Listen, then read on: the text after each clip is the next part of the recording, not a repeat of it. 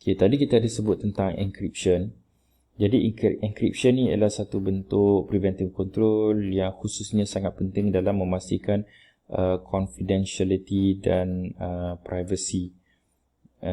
Dan biar encryption ni biasanya diperlukan semasa kita nak transmit data ataupun kalau kita nak simpan data.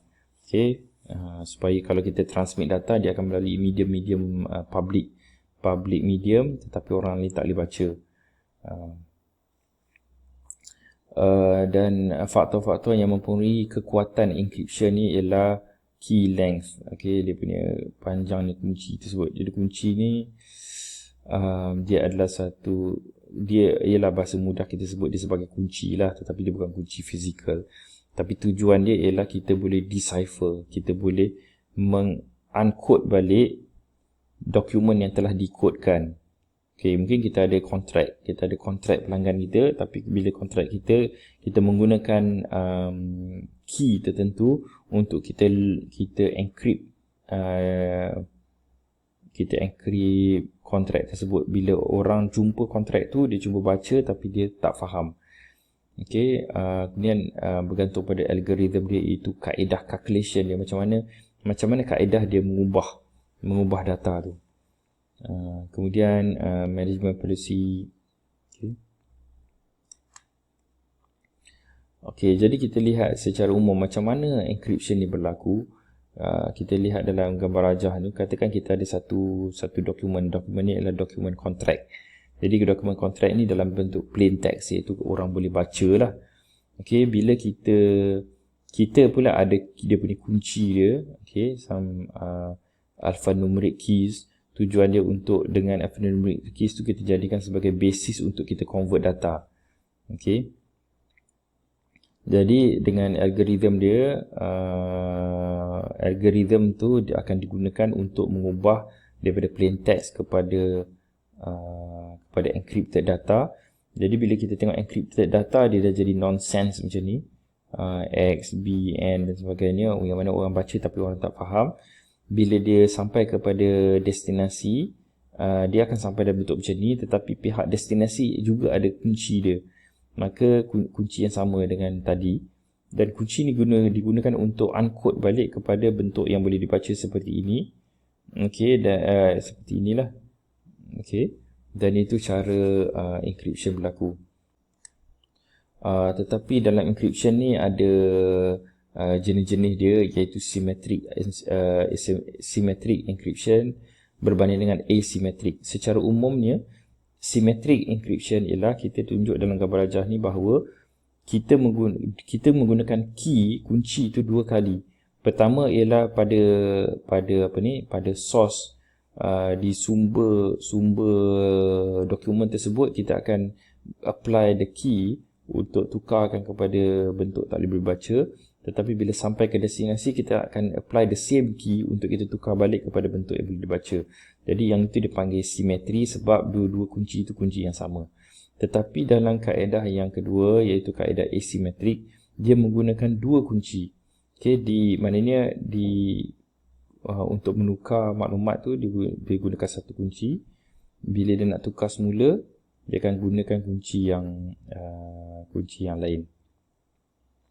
Jadi yang itu dipanggil satu tu boleh jadi public key, satu lagi private key.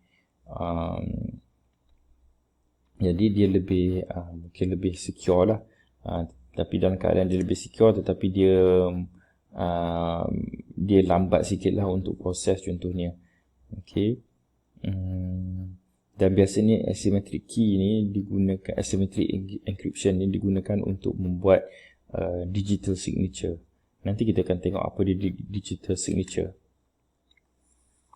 Okay, digital signature adalah digunakan untuk membuat agreement ataupun perjanjian secara online yang binding lah, maknanya yang dipersetujui ataupun yang mengikat kedua-dua pihak. Jadi kalau normal signature, bila kita ada dokumen dan dua-dua pihak ataupun mana-mana yang terlibat dalam dokumen tersebut mereka meletakkan tanda tangan, itu adalah bukti bahawa dokumen tersebut telah dipersetujui.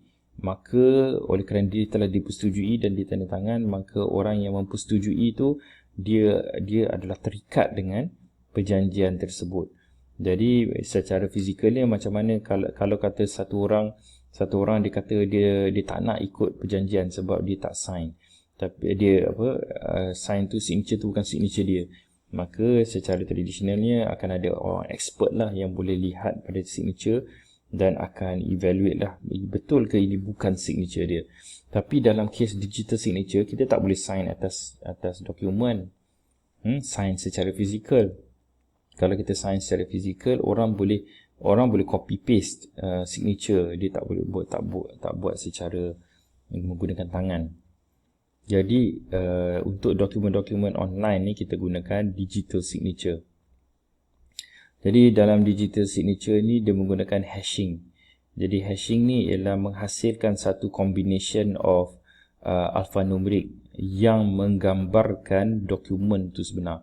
Jadi dokumen itu akan dikenakan certain algorithm supaya dia akan akan menghasilkan satu hashtag ataupun satu kod yang hanya menggambarkan dokumen tersebut. Kalau dokumen tersebut diubah, maka kalau generatekan hashnya akan berbeza dengan hash yang asal. Jadi bila hash pertama berbeza daripada hash yang asal, kita tahu bahawa dokumen itu telah diubah. Maka bila ada dokumen itu telah diubah, maka kita boleh reject lah dokumen tu. Jadi untuk digital signature ni dia akan gunakan asymmetric punya